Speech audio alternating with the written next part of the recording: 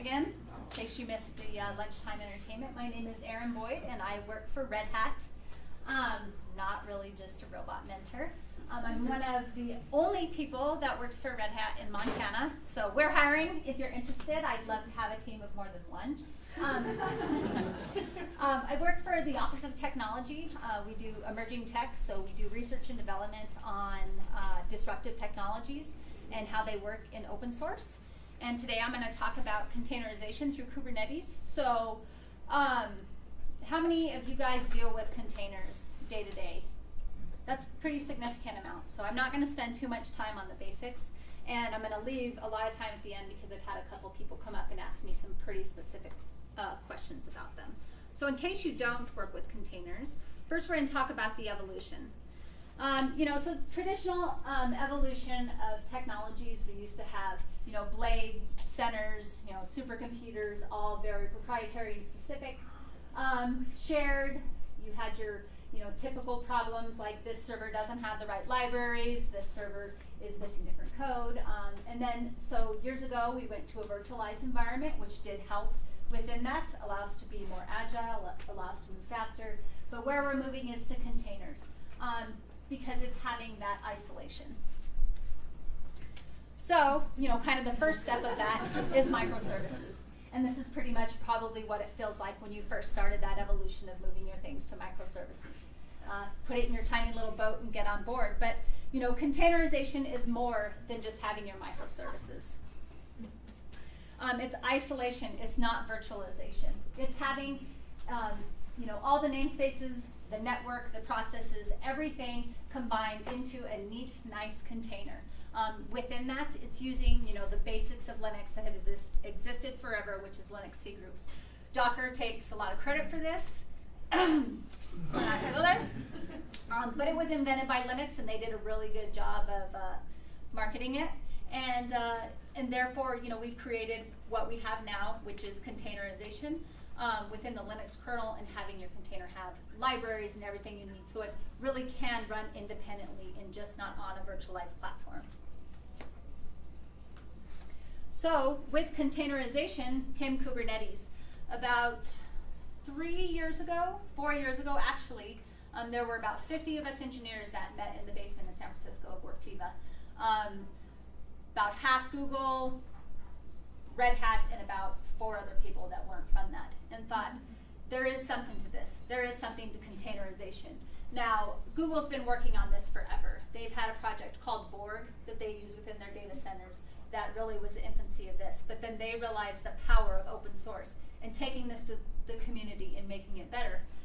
So Kubernetes is Greek for helmsman, hence the boat. Does anyone know why the outline around the boat helm is 7 sides? 7 layers.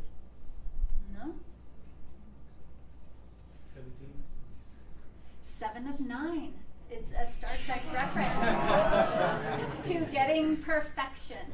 And so that was the idea of Kubernetes. I'm not lying.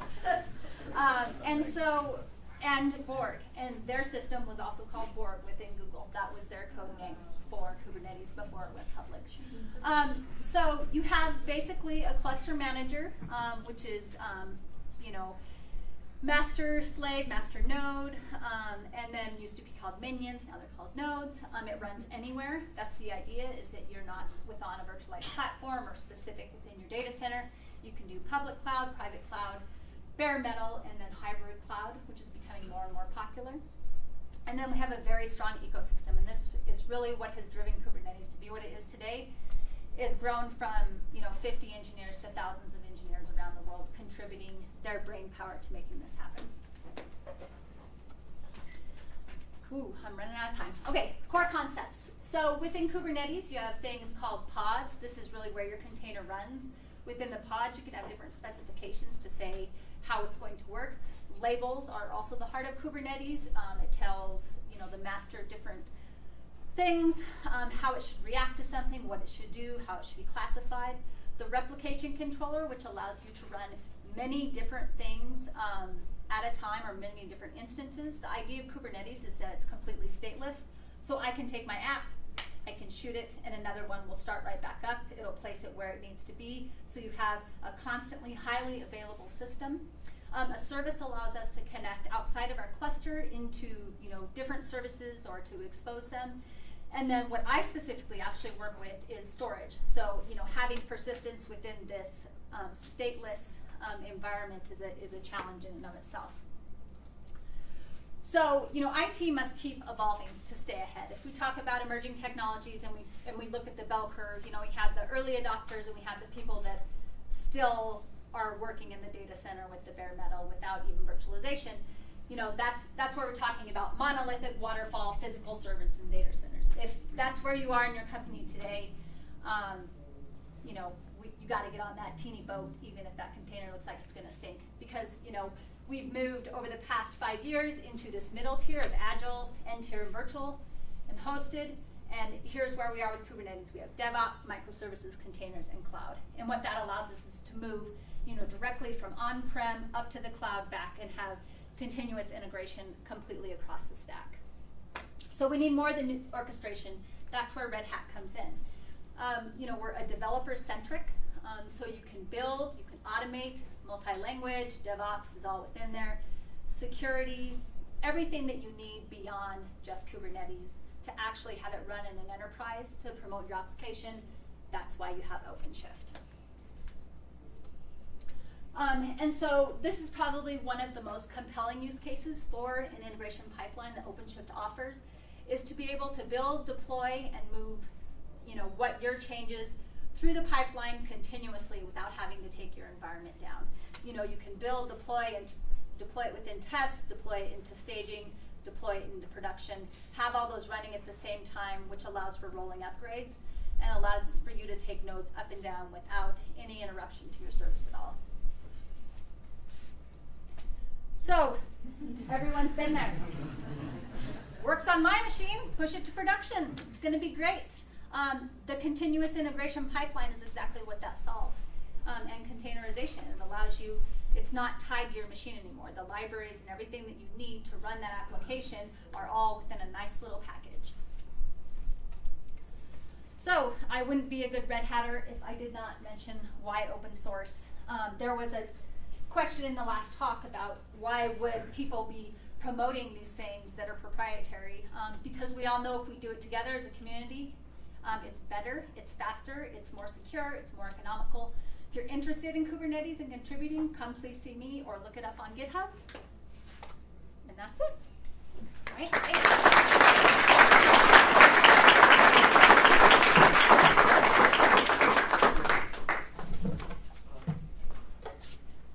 I can take questions till he's ready, so if anyone has a quick one.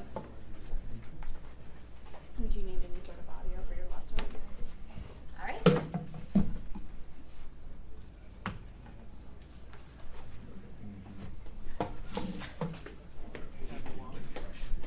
Okay.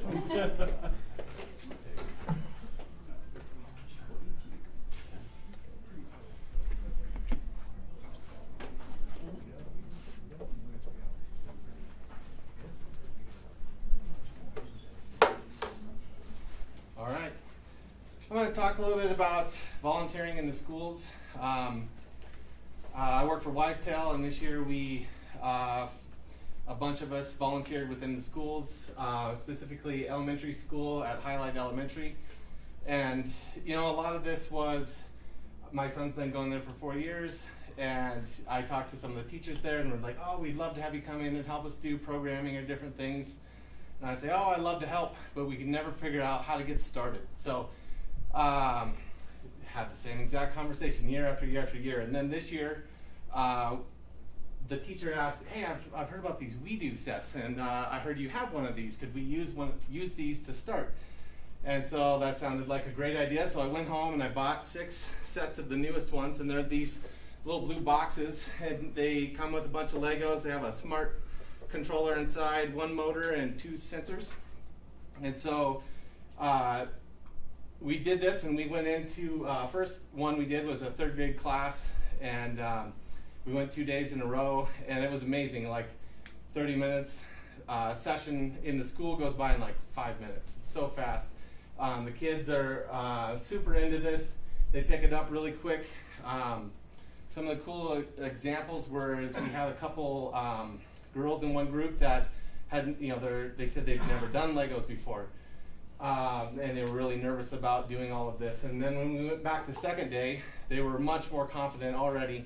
And we built all these little drag strip cars, and they have a motion sensor in the front, and we race them against all the kids and see who can get the fastest one. And those two girls, the second day had enough confidence they had the fastest car of the whole time. And so that was pretty cool. We had a first successful run. We got to play with Legos at work, which was great too, because we were researching. Lego Lunch and Learn is pretty popular. And so I mean, some of the things we found out from this is that it was really popular with the kids. People were writing the school and saying, "Hey, my kids didn't get to do Lego programming." So we got invited back, and through some other volunteers at the school as well that have been trying to promote these kinds of things, we set up 11 more sessions for us to come in. We did everything from kindergarten through second grade. Kindergartners, we had building the little robots, and on second and third grade, we had doing a little more scientific experiments with the Legos, but it was super fun. And so what we're looking to do now is find a sustainable way to volunteer more in the schools as people who are willing to help, and also being a steady resource for the school so that they can count on us or count on a community of people to come in. And it's not just Legos or programming or whatever, it's all kinds of things, any ways to help get technology into the schools. Even the teachers were thanking us for, this was outside their comfort zone, and they realized how easy it is for them to get into this. And with these Lego kits specifically, there is a number of already prepared lesson plans or experiments and all that kind of stuff, and they're already coded to the standards that the schools are trying to teach. And so it doesn't always have to be a technology thing, it can be science or math or whatever. So what we're looking to do this year is meeting with some of the teachers at a few different schools this summer, and we're gonna try and expand our activities. And then with our goal of next year is coming back to this group at this time of year, works really well with the end of the school, be able to come back and present a program that is, here's how your company and you as developers can get involved, here's ways to get started, which is the hardest thing, and go in and be tech mentors for different schools, and have each company, different companies in town, adopt different elementary schools. And there's already some great programs in the high school through the Code Montana, and several of you are doing that. And there's the robotics stuff that's a little bit later on, which is awesome. But if we can plant the seeds in elementary, it's just going to make all of those things get bigger and bigger, and that's the idea, I guess. So. Dame, take 8 minutes. Any questions? Show us some Lego stuff. Yeah, I mean, these, these are, see if I can, I can just pull up this program real quick. I have a question. Yeah, How much shoot. do the kits cost? So these kits were $175 a piece. They run on iPad, Chromebook. They just have to have it's the newer Bluetooth low power 4.0. So that is a little bit hard sometimes to find the computers that do that. But this is the program. There's Milo, it's kind of their little signature robot. And each one of these smart hubs can control two motors or 2 sensors at a time. And so you can pair multiple of these to the computer at one time, and then you can have like this Frankenstein one where it's multiple things happening at one time. But they have a number of little programs in here. They all start with little videos of what's going to happen. I don't know. Maybe this is a better example. So like this is the little car that we built, and it starts on a motion and then it stops before it hits something. So this is where it was great to see the kids trying to figure out how to be faster, right? So some of them pared the car down to make it lighter. Some of them started modifying the gears or the different size tires.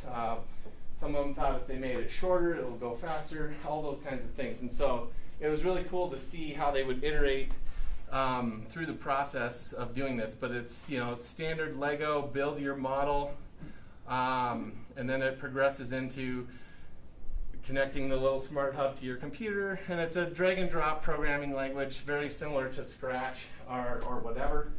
And this is a great way to get started, but we also have to figure out how to continue this on. I'd love to see figuring out at what point can kids start to write code or do things that are more sustainable than just drag and drop coding. So those are some of the things that we're hoping to figure out this year.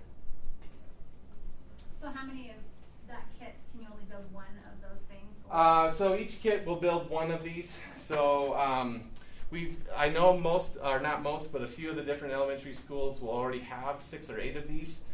They can get these through different kinds of funding. We, as a company at Wisetail, we bought 6 of these kits and had our little experiment. So now we want to get 10 or 12 sets and then have iPads to go with them. So we're not relying on taking our work computers or having the kids use them or having to use what they got because we're not sure how to control that. So we're looking to have a mobile Lego command unit or whatever, 10 to 12 sets and get to do that. So. Have you talked to the 4-H groups in the Valley? There's a fairly large Lego program that's developed, set up. I went to an MSU deal where they were training on these sets, and we got to meet some 4-H people and some Girl Scout groups, and so there is a little community of people starting to build. Work with them or we haven't yet, but that's what would be great to do that. So so if you're interested or you could want to help or want us to work with you guys, we would love to explore that. So come see me afterwards.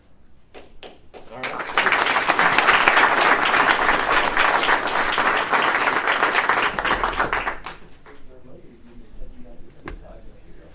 Damn it!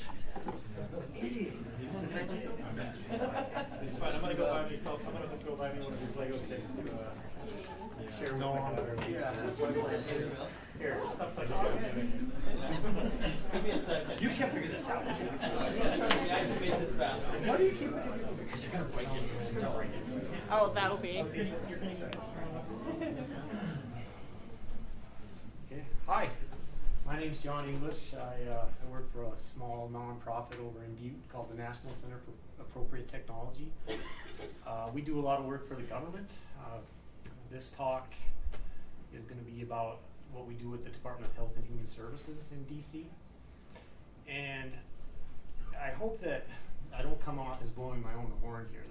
This talk is kind of trying to inspire people because being a small profit company like that, we're always having to take work in even when we're not comfortable with it. So we have to jump out of our comfort zone quite a lot. And 4 years ago, the Department of Health and Human Services came to us and said, can you build something in Drupal? And we were PHP people, we were MySQL people. We thought, boy, that's tough. And we heard some war stories about Drupal, and we're going to have to build our own modules now. We're going to have to visualize data. We don't know if we're going to be able to do this. And there was a lot of fancy DC firms that were competing with us to try to get these contracts, these pretty lucrative contracts from the Department of Health and Human Services. And within NCAT itself, we got a lot of blowback from people thinking, wow, I don't know if we should do that. I don't know if this is going to be feasible. I don't know if you guys can handle it. I don't know if there's enough time in the day for you guys to figure out Drupal, build your own modules, and try to make this thing happen. Well, back when I was in college in Missoula, I had a mentor named John, and he was kind of the guy that I could ask, John, what's the difference between a V tag and a strong tag? And he was the guy that would come back and say, hey, that's a great question. And one time I asked him a question about some weird query that I needed to do, and he said, I said, John, could you do that? And he said to me, it's a computer. You can make it do anything that you want. And those words stuck with me. And yes, I will admit it got me in trouble a few times. Hey, can you do this? Yeah, we could probably do that.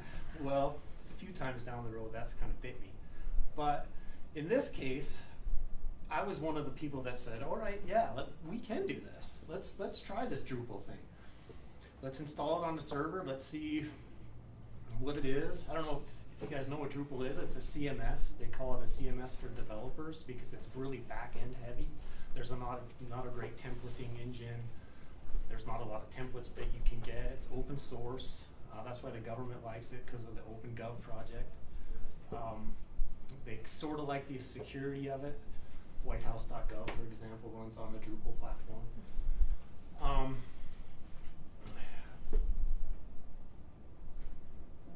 We thought we could do it. I thought we could do it. We got a lot of blowback from the other parts of the team, but I guess what I wanted to kind of say is if you have a good team and you have positive attitudes within your team, you could probably do it. And we gathered a couple people with the knowledge of Angular JavaScript that could do some of the data visualization. We found him in DC. He's become a great partner of ours over the years. And I guess kind of what I just wanted to bring forward was, if you really put a good team together, if you know what you need to do, you could probably do it. It's all about, I think, having a good attitude and getting a good team together, having a good plan on what you're going to do. And as we've done this, as we took on that project, which was a success actually, we made the site for the Department of Health and Human Services. We used Knockout and AngularJS to make these really nice data visualizations for people to see. We've brought some people in on the team now that we feel can really help us in projects going forward in the future. And as a matter of fact, just 2 weeks ago, another department in Washington came to us and said, we see what you've done with the Health and Human Services stuff, and when it comes to Drupal, we'd like to do the same. We have an RFP just for you. Fill it out, send it to us, we'll let you know by the 22nd of June. So that was pretty cool. Just, again, I'm not trying to blow my own horn, I'm just trying to say that if you put a good positive attitude out there, likely it'll come back and it'll be a positive experience for you. Maybe some remember a year and a half, 2 years ago, a lot of sites in the government got hacked. A lot of people's personal identifiable information got out on the web, mostly federal employees. Well, at that time, all of the departments in Washington, especially in the Department of Health and Human Services, they were mandated to put everything to AWS because there was a bigger wall there, the security was better. We actually had those Drupal sites on our servers, on our bare metal, and we moved them to AWS for the HHS. But after that, they said, you guys did a better job when you had it on your stuff. Can you get it back from AWS and put it on yours? So that's how it progressed. That's, instead of saying, no, we can't do that, yeah, we can try that, and we can try our best to do it. Now they're saying, keep it on your stuff. We don't want it at AWS anymore. So again, having a good attitude, making sure that you're in communication, making sure that you sort of know what's going on, and I guess that's all I really have to say about that. Is just, I'm going to paraphrase my dad. When I was a young kid, I said, I don't know if I can do that, Dad. And he said, you'd be surprised at what you can do. That's all I have. Is there any questions?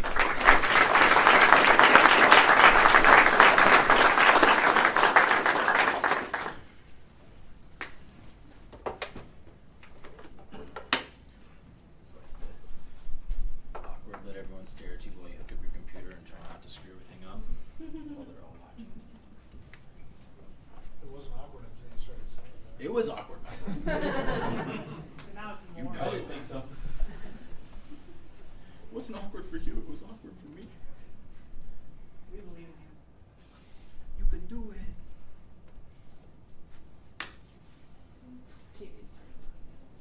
TV's All right, cool.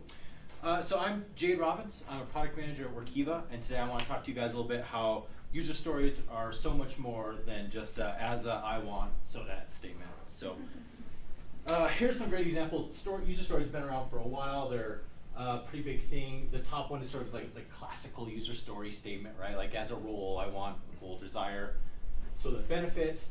But you can also see like there's even been a lot of sort of internet neck bearding arguments about like that statement itself and how to change it. You kind of have this is kind of the 5 whys, right? Who, when, where, what, why. And then you kind of, like, this is our sort of classical agile one, right? Like, it has a persona in it. That's what's important, is the persona.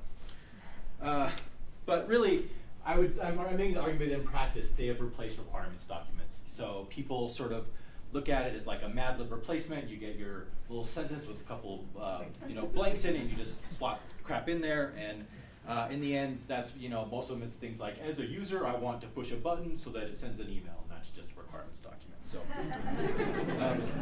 the purpose of a user story, its essence is real, what it's supposed to do is help you get shared understanding. So what is this idea of shared understanding? So I'll talk, this is kind of shamelessly stolen from Jeff Patton. I think we've all had a situation like this, right? Where you're all like, yeah, hey, you know what we're going to do? It's like everyone's like, yeah, we're all good, right? And then it's like, well, why'd you do it that way? Well, shared understanding is about, making that not happen. So really shared understanding is about where you get to this, right? The process of getting to everyone really thinking about the same thing, getting your whole team on the same page. And then, so, why is shared understanding important? I think, besides the obvious, right, everyone on the same page can't hurt, right?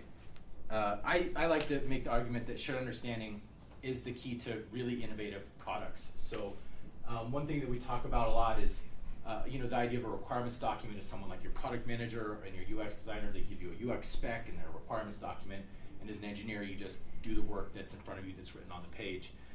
But I think, especially at Workiva, one of our really key components is that we want to get engineering involved throughout the whole process. Getting engineering to know and have shared understanding will really help us get an innovative product, because engineers know what's possible, like product managers, and especially the customer.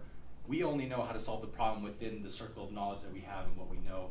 Engineers really know what's possible with the underlying technology or what's coming down, right, that we're not even using today. So I think that's what the real important part of having shared understanding, besides the obvious benefit of having them on the same page, is getting everyone involved so you can start thinking of really innovative things ahead of time. So maybe you're thinking this, maybe you're not, but like, they don't help me get shared understanding, right? It kind of tells me what to do. But no, so this is my example. I use this a lot at work. It's kind of like the idea of a proper noun versus a common noun, right? So I say like user story, registered trademark, like that's this, right? This idea of a Mad Lib style sentence. But what you really want is the common idea, like a user story, and that's really an idea, right? This sort of cloud of, do I really know my users, their problems, and their processes, and what we're trying to solve, their goals and desires. So one way to get that, I mean, these aren't totally useless. I'm not saying they're the worst, but if you kind of look here, you can see that there's a lot of commonalities in between all of them. So if you look at really the sort of, I think the 3 big things that you get out of all those different templates is the idea of, you have a role or a person or a user, you have a problem or a goal, right? So the problem is, I have this problem, how do we solve it? A goal is, I want this end goal, how do we get there? And then something that gets forgotten a lot is the idea of a benefit, and that's really important, right? Are we helping you solve a problem that you weren't able to solve before, or helping you do it faster, or something like that? So you really want to not forget that. So the user story, trademark versus trademark, is a tool to help you learn. It's not a process. So if you're ever going into Jira or whatever you do for work and you see one of those statements by itself, whoever wrote it, you should slap them, because it's just a tool, right? So what you kind of have here is a continuum. And so like I said, it does have a place, right? It has something. It's the beginner. It's the tool to learn. So things are difficult, right? Even in Agile, you start with this very specific framework when you're beginning. It's something new, so you follow it very strictly. But then as you learn it, as you get the ideas ingrained, you can start iterating on it on yourself and moving forward. So that's what this sort of user story formula is. It's your beginner. It's really trying to get you to think in this way, right? And so it does it with sort of like a mnemonic tool. It's like, fill in these blanks so that you're at least thinking of this. But it's not enough once you get past sort of understanding what these things are. And then of course, expert level is the cloud. I understand everything. So maybe you're asking, like, what goes here? I don't know. It's a nice big gap there. Well, there's lots of cool things that can help you get and bridge that gap. And in the end, these are just some examples, and I'll put a link to the slides out with a couple resources. But we have like user story maps here. This is an opportunity canvas, joint mind mapping with your team. This is an empathy map, personas, right? Everyone loves personas. So those are, but even then, those are just more advanced tools, right? It's just taking the idea of that user story trademark and going for it. So the key is using lots of these tools so you can get truly shared understanding and start moving all the way to that advanced level. So again, I think the 2 best resources for you on this is User Story Mapping, a book by Jeff Patton, and then there's this New York Times Discovery Activity Guide. It has just a crap ton of different activities and things you can do with that, and you can kind of pick the ones that fit you and fit your team, and you can move that way. So thanks a lot. If you guys have any questions or anything, this is the link to the slides, so if you want to get a link to the book activity meeting, thank you.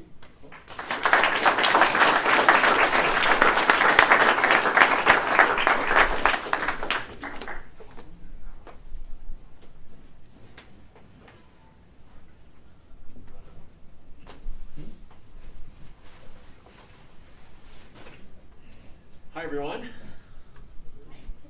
I know most of you, but for those who don't know me, I'm the Chief Business Development Officer at the Governor's Office of Economic Development. I'm very new to that role though. I've been in the office about 4 months, and prior to that I was in high-tech marketing.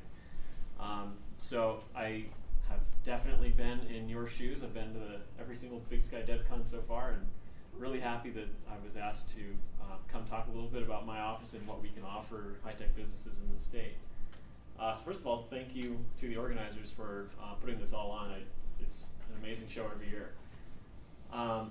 So the Governor's Office of Economic Development is basically the core of the people that are in charge of the economy. There are other agencies that touch it, like the Department of Labor touches workforce, Commerce obviously touches a lot of international trade stuff, but my office is really the one that's in charge of making sure that Montana's economy is strong and growing.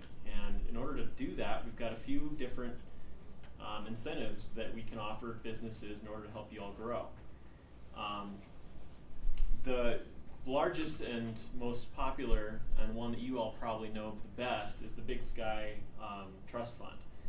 So that's a fund that basically kicks off about $3 million a year that we can then put to work in various ways to help businesses grow. One of the big ones is in workforce. So I know that you're all in tech, so you understand that workforce is a giant problem and getting worse.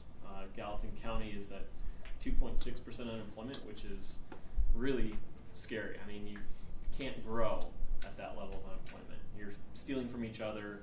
You're probably all recruiting from outside, and that's, I think it's great. You have to recruit from outside, and that's probably where you're going to find the best talent at this point. But at 2.6% unemployment, we really need to work hard to find better qualified talent, bring them into the region. So our workforce grants provide some money for you to be able to do that a little bit more affordably. We can provide up to $7,500 per employee for you to do recruiting activities, training activities, things like that. So it's pretty wide open as far as how you use it, and that money is delivered upon hire, not before you hire. So you have to kind of front the bill up front, but we can certainly help you on the back end. And then there's other money that can be delivered at 6 months in after the employee's probationary period is over. That will provide some extra funds that kind of get you past training and make sure that the employee's going to work out. So that's a big one.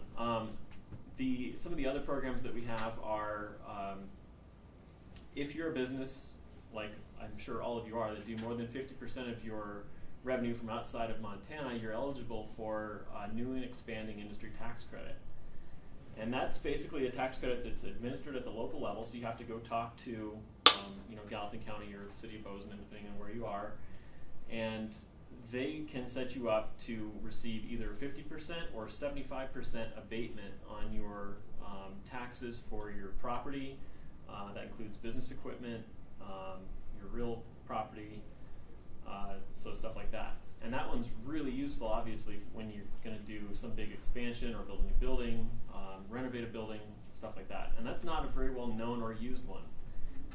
In this last legislative session, my office actually just got that expanded from 50% to have the option for 75%. And that tax abatement lasts for 5 years. So you get 75% abatement or 50% abatement for 5 years, and it scales to full taxable value in 10 years. So you get about 10 years of benefit out of that, and then that's typically enough to have depreciated any equipment, of course, and then it can really help in building costs as well. So that's a really important one. We also have recently launched an apprenticeship program, and that can provide money to create a registered apprenticeship program that would allow you to bring people in and then receive a tax credit based on who you bring in. So it's $1,500 if you bring in a veteran, and $750 per year if you bring in a non-veteran. So that can obviously help when you're bringing in some more junior employees that might need a little bit of time to come up to speed and really add value to the organization. We can take a little bit of the pain out of that process. The biggest thing that I would like to pass on, I guess, is that as you all make major moves in your business, if you get ready to hire a bunch of people after you raised your most recent round, if you are ready to build an office space or renovate an office space, if you're thinking about how to sell overseas, or if you're thinking about launching a new product line, contact my office. We would be more than happy to talk to you about what incentives we have, because there are others that might be appropriate in individual situations. I just covered the ones that are kind of the biggest and most widely used. But just talk to us. I mean, we're really easy to get in touch with. I'm sure you're all capable Googlers. So my name is Ken Fickler. I'm really easy to find, and I don't know if there's a way I can push this out to the people that are here, but we can take care of it. that'd be great. Yeah, just contact me. I'm happy to hop on a phone call, come to Bozeman and visit with you, or whatever you need. So we're here to help you grow. That's my only job, is to make sure that you all are growing. The jobs that you all create end up creating, it's like 2.6 extra jobs for every single job you create with tech. So that's a really powerful economic driver, and we're very aware of that and very engaged. A little bit of philosophy, because you're probably all wondering, like, why does Texas get to throw $1 million at a company that they want to attract, and we don't? Montana's chosen to focus on a fair tax climate and have basically a really good business environment, rather than have a big pot of money that we can go throw at a big manufacturer to bring them into the state, give them a building, and then have them stay for 5 years. That just isn't a sustainable way to grow, and that is being proven out by the states that are employing those techniques. So although it puts us in a difficult position when we go up against someone like Texas or South Carolina that has those large incentive packages, I really think it's a more sustainable way to grow, and I think shows a lot of forward thinking, which it might be rare from our legislature. So yeah, I'd be happy to answer any questions. But like I said, just please reach out to me if you have any questions about what the state can do and how we can help you. Yeah? Oh, you got 45 seconds. Oh, okay. I thought I was getting close. Yeah, you got 30 seconds. Thumbs up. All right. Any more questions? All right. Well, thank you all so much.